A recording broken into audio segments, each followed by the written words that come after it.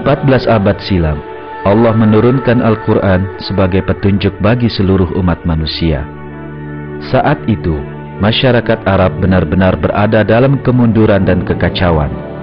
Namun cahaya yang dibawa Al-Quran merubahnya secara menakjubkan.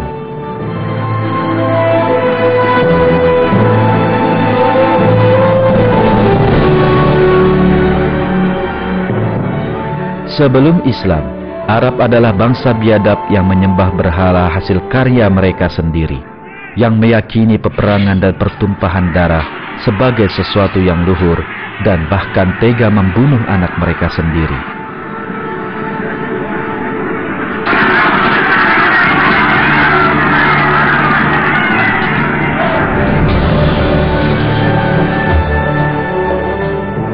Namun, dengan Islam, mereka mempelajari nilai kemanusiaan, rasa hormat, cinta kasih, keadilan dan peradaban.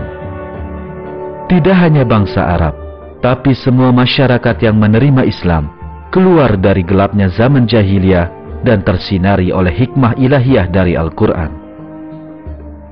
Di antara hikmah yang diajarkan Al-Quran kepada manusia adalah pola pikir ilmiah.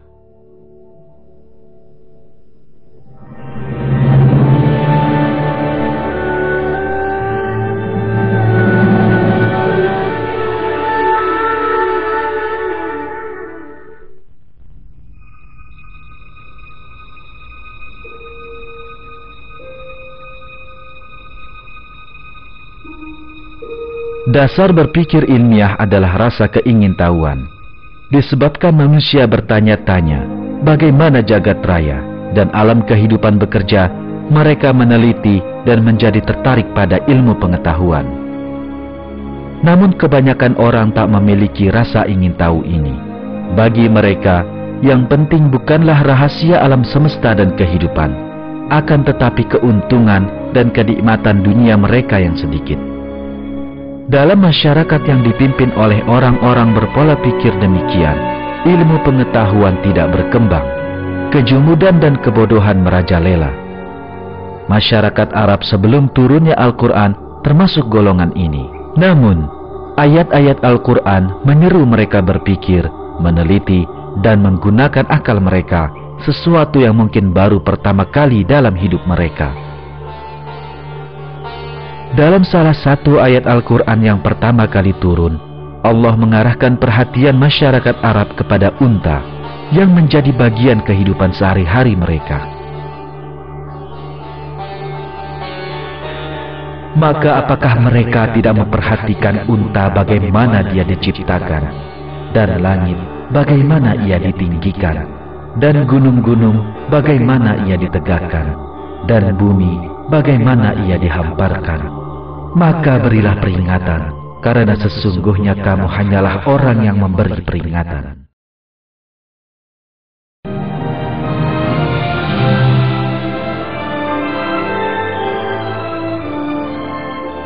Di banyak ayat Al-Quran lainnya, manusia diseru untuk mengkaji alam dan belajar darinya, sebab manusia dapat mengenal Allah hanya dengan meneliti ciptaannya.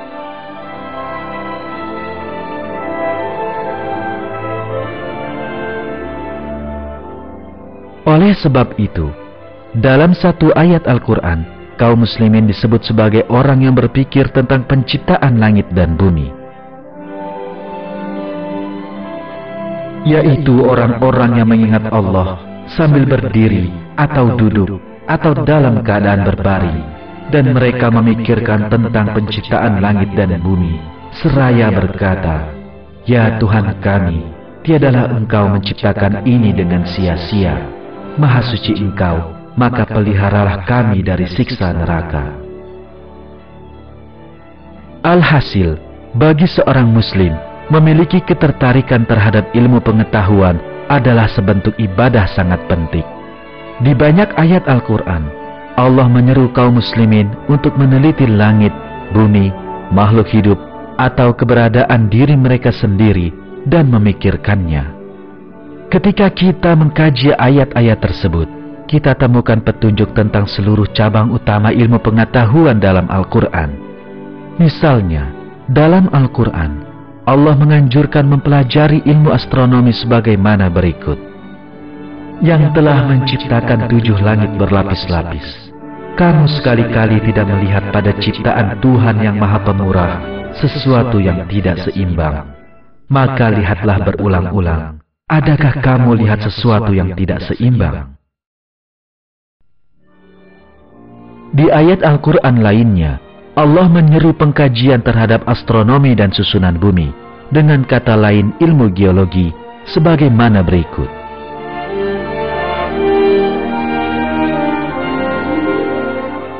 Maka, apakah mereka tidak melihat akan langit yang ada di atas mereka? Bagaimana kami meninggikannya dan menghiasinya, dan langit itu tidak mempunyai retak-retak sedikit pun. Dan kami hamparkan bumi itu, dan kami letakkan padanya gunung-gunung yang kokoh, dan kami tumbuhkan padanya segala macam tanaman yang indah dipandang mata, untuk menjadi pelajaran dan peringatan bagi tiap-tiap hamba yang kembali mengingat Allah. Dalam Al-Quran, Allah juga menganjurkan mempelajari ilmu tumbuhan. Dan dialah yang menurunkan air hujan dari langit. Lalu kami tumbuhkan dengan air itu segala macam tumbuh-tumbuhan. Maka kami keluarkan dari tumbuh-tumbuhan itu tanaman yang menghijau. Kami keluarkan dari tanaman yang menghijau itu butir yang banyak. Dan dari mayang korma mengurai tangkai-tangkai yang menjulai dan kebun-kebun anggur. Dan kami keluarkan pula zaitun dan delima yang serupa dan yang tidak serupa. Perhatikanlah buahnya di waktu pohonnya berbuah, dan perhatikan pula lah kematangannya. Sesungguhnya pada yang demikian itu ada tanda-tanda kekuasaan Allah bagi orang-orang yang beriman.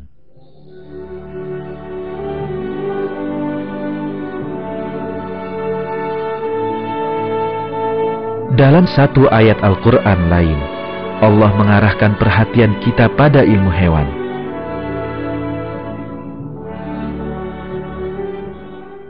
Dan sesungguhnya pada binatang ternak itu benar-benar terdapat pelajaran bagi kamu.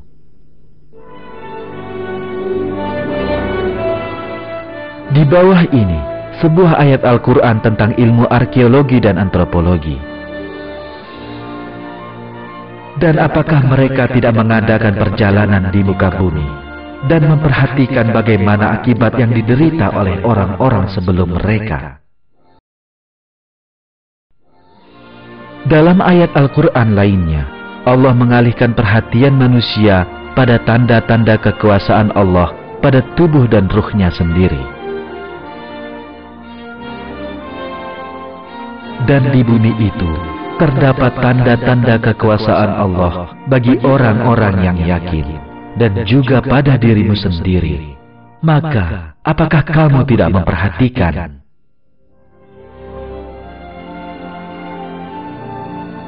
Sebagaimana dapat kita pahami, dalam Al-Quran, Allah menganjurkan mempelajari semua cabang ilmu kepada kaum muslimin. Karenanya, dalam sejarah, perkembangan Islam pada saat bersamaan mendorong perkembangan ilmu pengetahuan.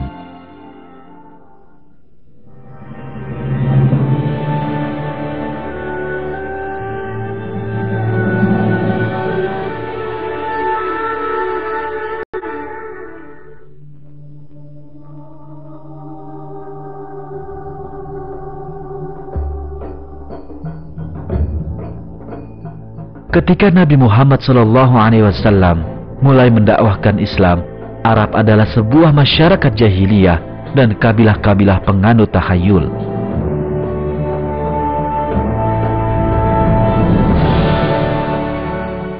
Namun, berkat cahaya Al-Quran, mereka kemudian terbebaskan dari tahayul dan mulai menggunakan akal mereka. Akibatnya, salah satu perkembangan paling mencengangkan dalam sejarah dunia pun terjadi. Dan dalam beberapa puluh tahun saja, Islam yang muncul dari kota kecil Madinah tersebar dari Afrika hingga Asia Tengah. Masyarakat Arab yang dulunya tak mampu mengurus satu kota pun dengan rukun menjadi penguasa imperium dunia. Dalam bukunya The Straight Path, Pakar Islam asal Amerika, Profesor John Esposito, menjelaskan sisi menakjubkan kemunculan Islam sebagaimana berikut. Yang paling mencengangkan tentang perluasan Islam di masa awal adalah kecepatan dan keberhasilannya. Para pakar barat merasa takjub akan hal ini. Dalam 10 tahun, pasukan Arab menaklukkan angkatan perang Bizantium dan Persia dan menguasai Irak, Suriah, Palestina, Persia, dan Mesir. Pasukan Muslim tampil sebagai penakluk yang sulit terkalahkan dan penguasa yang berhasil, pembangun, dan bukan perusak.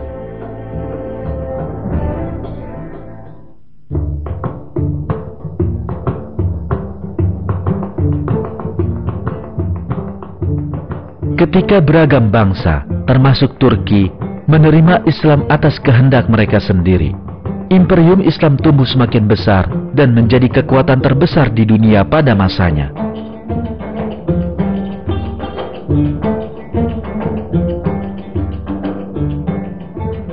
Salah satu sisi terpenting imperium ini memunculkan tahapan bagi perkembangan ilmu pengetahuan yang tak tertandingi sebelumnya dalam sejarah.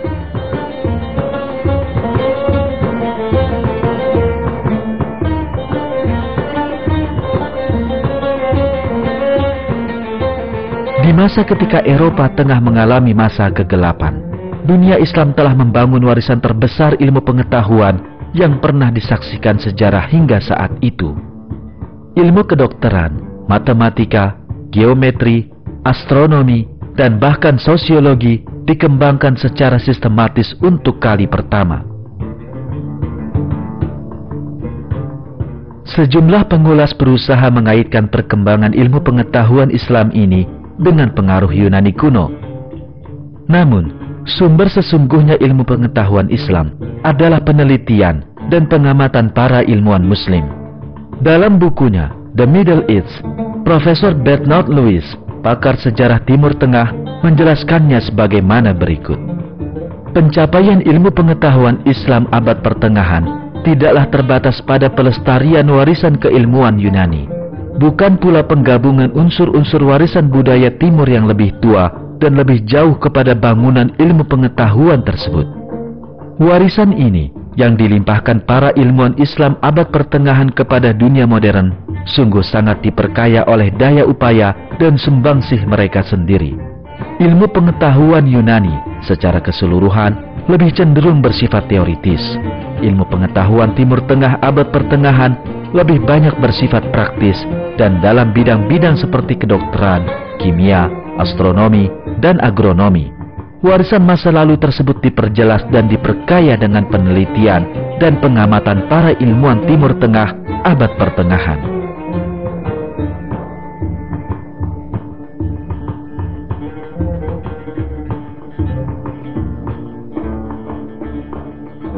Rahasianya adalah disiplin ilmiah dan pola pikir yang diajarkan Al-Quran kepada ilmuwan Muslim. Baris-baris tulisan seorang ilmuwan Muslim masa itu dalam catatan hariannya dengan jelas menunjukkan betapa gagasan ilmu pengetahuan berdasarkan Al-Quran benar-benar diterapkan. Lalu, selama 1,5 tahun, saya curahkan hidup saya untuk belajar. Saya meneruskan belajar logika dan seluruh bagian filsafat. Selama masa ini, saya tak pernah tidur semalaman penuh dan tak melakukan apapun selain belajar seharian penuh. Kapanpun saya menemukan kesulitan, saya akan pergi ke masjid, sholat, dan memohon kepada pencipta segala sesuatu untuk membukakan kepada saya apa yang tersembunyi dari saya dan menjadikannya mudah bagi saya sesuatu yang sebelumnya sulit. Lalu di malam hari, saya akan kembali ke rumah, meletakkan lampu di depan saya dan memulai membaca dan menulis. Saya terus melakukan ini hingga saya memiliki dasar yang kuat di seluruh cabang ilmu pengetahuan dan menguasainya sejauh mungkin.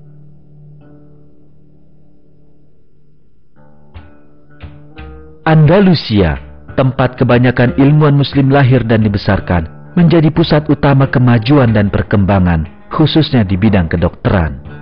Para dokter Muslim terlatih di berbagai bidang seperti farmakologi, ilmu bedah, oftalmologi, ginekologi, fisiologi, bakteriologi, dan ilmu kesehatan. Mereka juga membuat sejumlah penemuan penting yang meletakkan landasan bagi ilmu pengetahuan modern. Inilah sebagian dari mereka.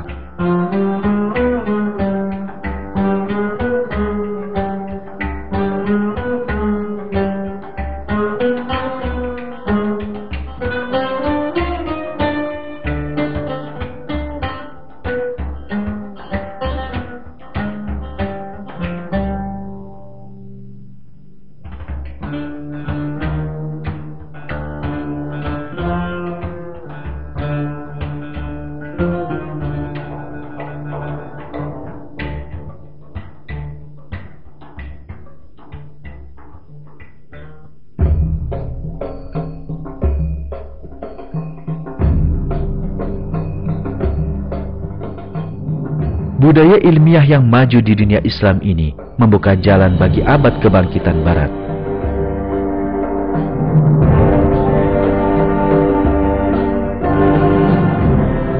Para ilmuwan Muslim bertindak atas pemahaman bahwa penelitian mereka terhadap ciptaan Allah adalah jalan yang dengannya mereka dapat mengenal Allah. Dengan berpindahnya cara berpikir ini ke dunia Barat, kemajuan Barat pun dimulai.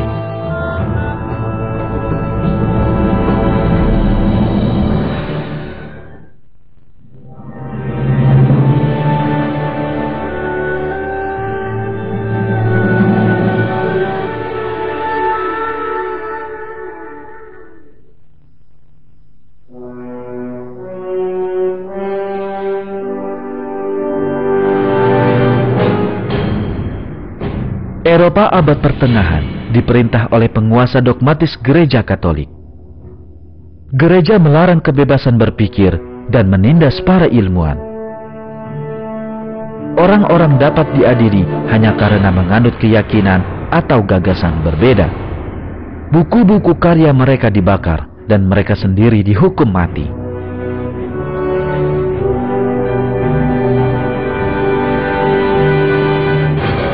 Pengekangan terhadap kegiatan penelitian di abad pertengahan seringkali disinggung dalam buku-buku sejarah. Namun sebagian menafsirkan keadaan tersebut secara keliru dan menyatakan bahwa para ilmuwan yang berselisih dengan gereja adalah menentang agama. Namun, yang sesungguhnya terjadi justru sebaliknya. Para ilmuwan yang menentang fanatisme gereja adalah kaum beriman yang taat beragama. Mereka tidak menentang agama, akan tetapi menentang dogma gereja. Misalnya, ahli astronomi terkenal, Galileo, yang hendak dihukum pihak gereja karena pernyataannya bahwa bumi berputar pada porosnya. Ia mengatakan, "Saya haturkan rasa syukur tak terkira kepada Tuhan yang begitu baiknya telah memilih saya sendiri sebagai yang pertama menyaksikan pemandangan menakjubkan yang selama ini tersembunyi dalam kegelapan selama berabad-abad yang lalu." Para ilmuwan lain yang membangun ilmu pengetahuan modern, semuanya orang yang taat beragama. Kepler, yang dianggap sebagai pendiri astronomi modern, berkata kepada mereka yang menanyainya mengapa ia menyibukkan diri dengan ilmu pengetahuan. "Saya memiliki niat menjadi seorang ahli teologi, namun dengan pekerjaan saya ini, kini saya menyaksikan bagaimana Tuhan juga diagungkan dalam astronomi, sebab langit menyatakan keagungan Tuhan." Newton, salah seorang ilmuwan terbesar dalam sejarah, menjelaskan alasan yang mendasari kegigihannya dalam kegiatan ilmiah dengan mengatakan, "Dia Tuhan adalah kekal dan tak terbatas, maha kuasa dan maha mengetahui. Dengan kata lain, masa keberadaannya dari kekalan hingga kekekalan, keberadaannya dari ketakberhinggaan hingga ketakberhinggaan. Dia mengatur segala sesuatu dan mengetahui segala sesuatu yang diadakan atau dapat diadakan. Kita mengenalnya hanya melalui perancangannya yang paling bijak dan luar biasa atas segala sesuatu." Si jenius hebat, Pascal, bapak matematika modern, berkata, "Tapi dengan keimanan kita mengenal keberadaan Tuhan. Dalam keagungan kita akan mengenal sifat-sifatnya."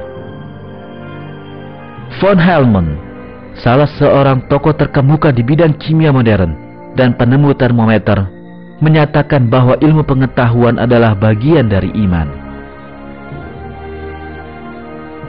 George Cuvier, pendiri paleontologi modern, menganggap fosil sebagai bukti penciptaan yang kini masih tersisa dan mengajarkan spesies makhluk hidup telah diciptakan oleh Tuhan. Carl Linnaeus, yang pertama kali menyusun klasifikasi ilmiah, meyakini penciptaan dan menyatakan bahwa keteraturan di alam merupakan suatu bukti penting keberadaan Tuhan. Gregor Mendel, pendiri ilmu genetika yang juga seorang biarawan, meyakini penciptaan dan menentang teori-teori evolusi di zamannya seperti Darwinisme dan Lamarckisme. Louis Pasteur, nama terbesar dalam sejarah mikrobiologi, membuktikan bahwa kehidupan tak dapat diciptakan melalui benda-benda mati dan mengajarkan bahwa kehidupan merupakan keajaiban Tuhan. Fisikawan Jerman terkenal, Max Planck, mengatakan bahwa pencipta jagat raya adalah Tuhan dan menegaskan bahwa keimanan adalah sifat wajib bagi para ilmuwan.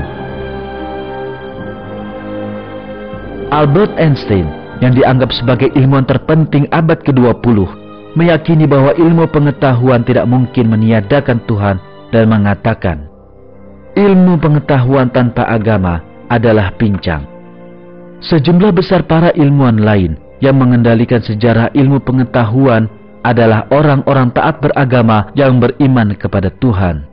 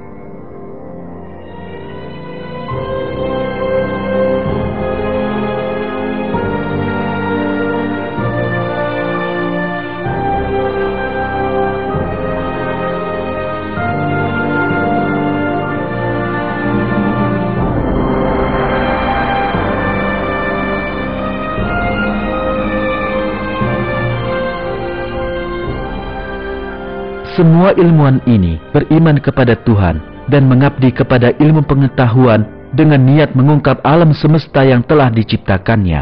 Sebagaimana Allah perintahkan dalam Al-Quran, mereka memikirkan tentang penciptaan langit dan bumi dan meneliti dengan kesadaran adanya Allah. Lahirnya ilmu pengetahuan beserta perkembangannya adalah hasil dari pemahaman ini.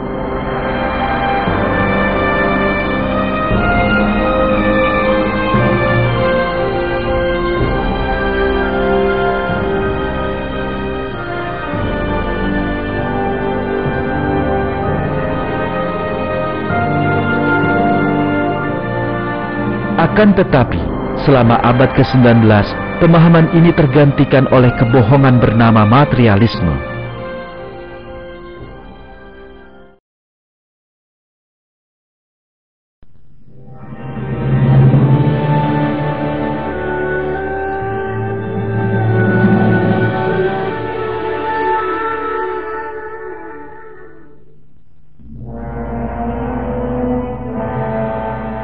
Abad ke-19 adalah masa yang menyaksikan kekeliruan terbesar dalam sejarah umat manusia.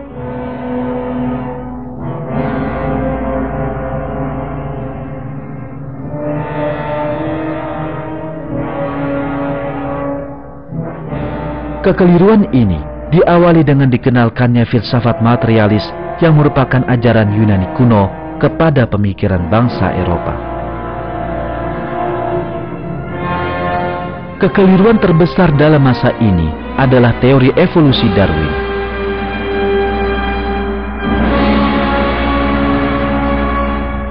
Sebelum kelahiran Darwinisme, biologi diterima sebagai satu cabang ilmu pengetahuan yang memberikan bukti keberadaan Tuhan.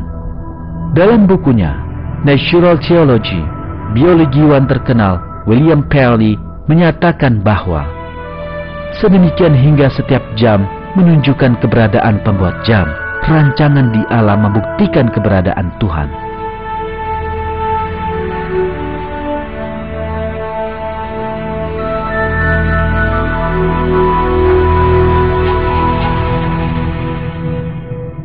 Namun, Darwin menolak kebenaran ini dalam teori evolusinya. Dengan memutarbalikkan kebenaran agar sesuai dengan filsafat materialisme, ia menyatakan seluruh makhluk hidup muncul akibat ketidaksengajaan. Dengan demikian, ia memunculkan pemisahan semu antara agama dan ilmu pengetahuan. Dalam buku mereka, The Messianic Legacy, para peneliti Inggris Michael Bajon, Richard Leach, dan Henry Lincoln berkata tentang hal ini sebagai berikut. Bagi Isaac Newton, 1,5 abad sebelum Darwin, ilmu pengetahuan tidaklah terpisah dari agama, bahkan sebaliknya menjadi bagian dari agama, dan pada akhirnya melayaninya. Tapi ilmu pengetahuan masa Darwin menjadi persis sedemikian itu, yakni memisahkan dirinya sendiri dari kerangka tempat dulunya ia berada, dan mengukuhkan dirinya sendiri sebagai pesaing mutlak, sebagai pemberi penjelasan tandingan.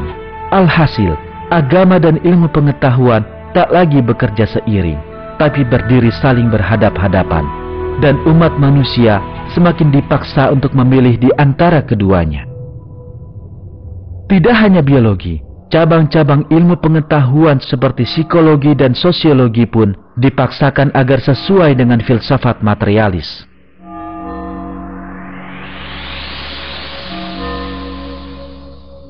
Astronomi dibelokkan mengikuti dogma materialis Yunani kuno.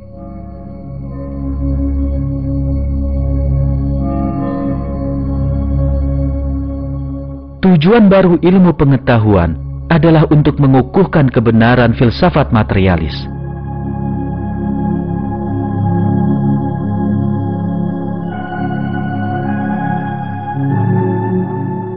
Gagasan keliru ini telah menyeret dunia ilmu pengetahuan kepada kebuntuan selama 150 tahun terakhir.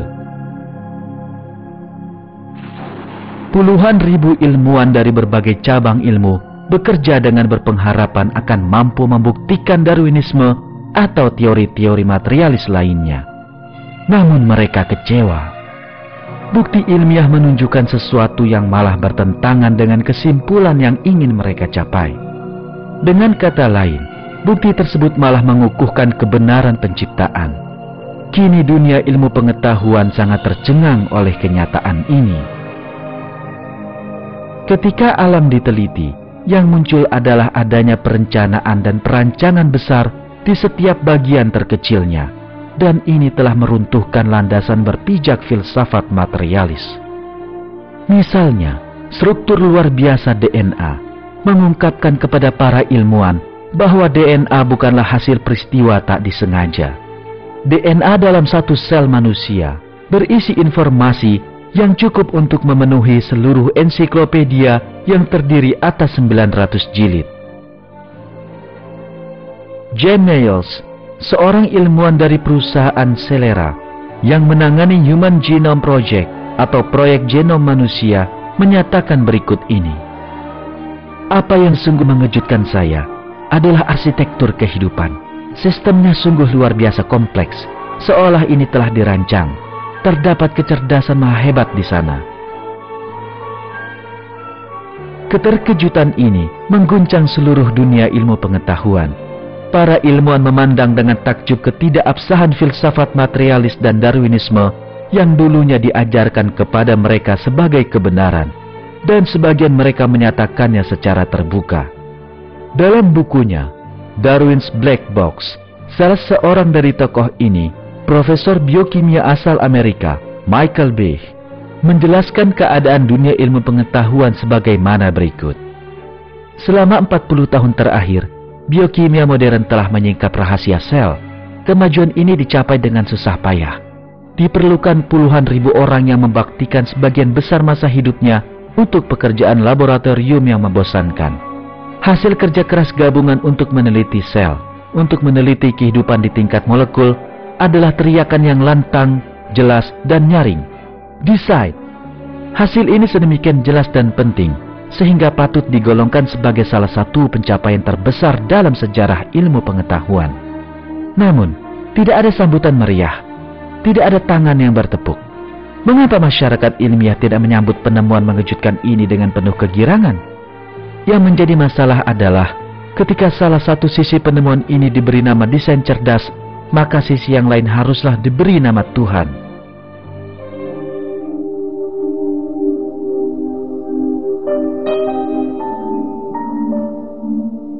Hal yang sama terjadi di bidang astronomi. Astronomi abad ke-20 telah menghancurkan teori-teori materialis abad ke-19.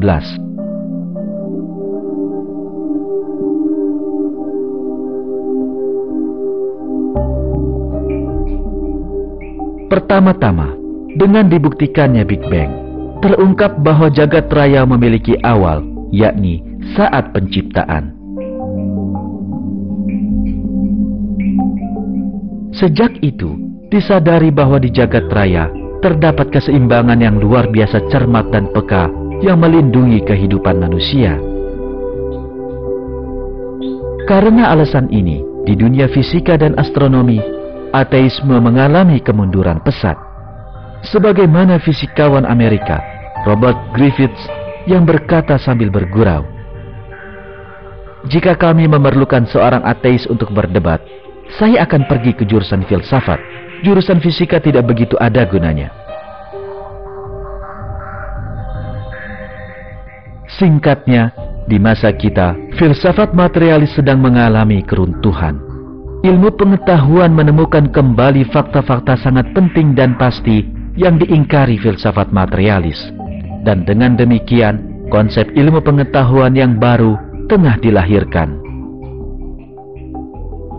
Teori intelligent design atau perancangan cerdas yang mengalami kemajuan pesat di Amerika Serikat selama 10 tahun terakhir adalah di barisan terdepan dari konsep ilmu pengetahuan yang baru ini.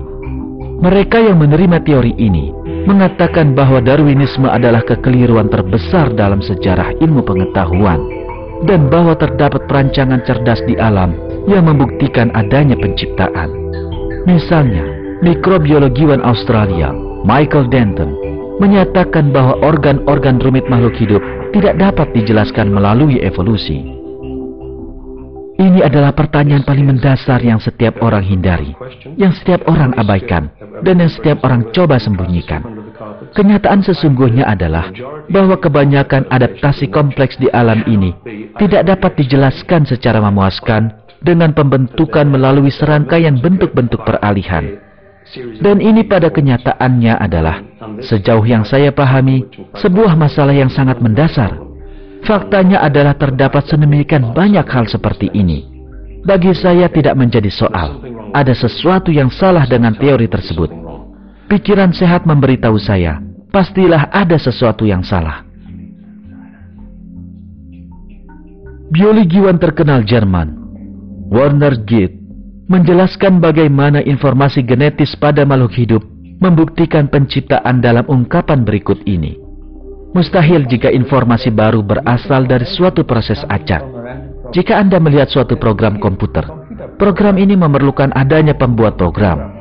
Jika Anda menyaksikan sebuah mobil, mobil tersebut memerlukan keberadaan perancang. Jika Anda melihat informasi biologis di dalam sel, maka Anda wajib berkata, dan ini sebuah kesimpulan yang benar, bahwa informasi ini memerlukan pencipta yang telah menciptakan program berupa gen-gen untuk membuat protein-protein untuk menciptakan organ-organ. Adalah wajib Anda berkesimpulan demikian. Jadi, dapat kita katakan bahwa evolusi adalah sebuah proses yang mustahil. Profesor biokimia Amerika Michael Behe menjelaskan mengapa keberadaan pencipta adalah sebuah fakta ilmiah. Saya pikir kesimpulan tentang adanya perancangan adalah sesuatu yang ilmiah, yang empiris, benar-benar didasarkan pada sistem yang teramati. Jagat raya dan kehidupan dikehendaki ada. Ini semua adalah hasil kerja cerdas. Dan saya ingin mengatakan bahwa gagasan ini datang dari ilmu pengetahuan yang telah berkembang. Ini bukanlah dari apa yang tidak kita ketahui. Sebaliknya, ini berasal dari apa yang telah kita pelajari selama lebih dari 50 tahun lalu. Filsuf Amerika, Philip Johnson, merangkum kesimpulan yang dicapai ilmu pengetahuan sebagaimana berikut. Kita ada di sini sebagai hasil karya pencipta cerdas yang memunculkan keberadaan kita untuk sebuah tujuan. Keberadaan kita dan apa yang ada di atas makhluk hidup lainnya adalah hasil kerja sengaja yang memiliki tujuan dari Sang Pencipta.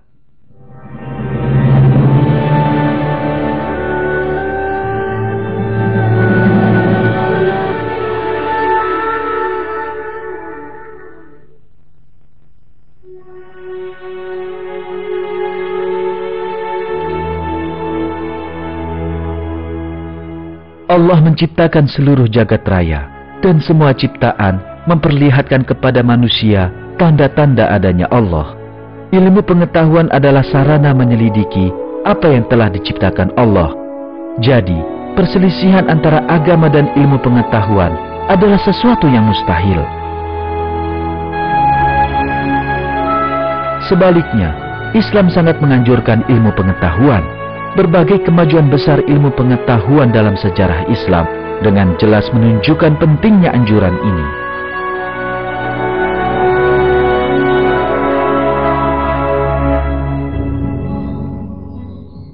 Kini, teori-teori abad ke-19 yang berupaya mencampur adukan ilmu pengetahuan dengan filsafat materialis telah kehilangan keabsahannya. Umat manusia sebentar lagi akan memahami dengan jelas bahwa Allah telah menciptakan jagat raya dan seluruh makhluk hidup. Ilmu pengetahuan membuktikan penciptaan ini, dan Al-Quran yang memberitakan kebenaran ini 14 abad silam membuka jalan bagi ilmu pengetahuan.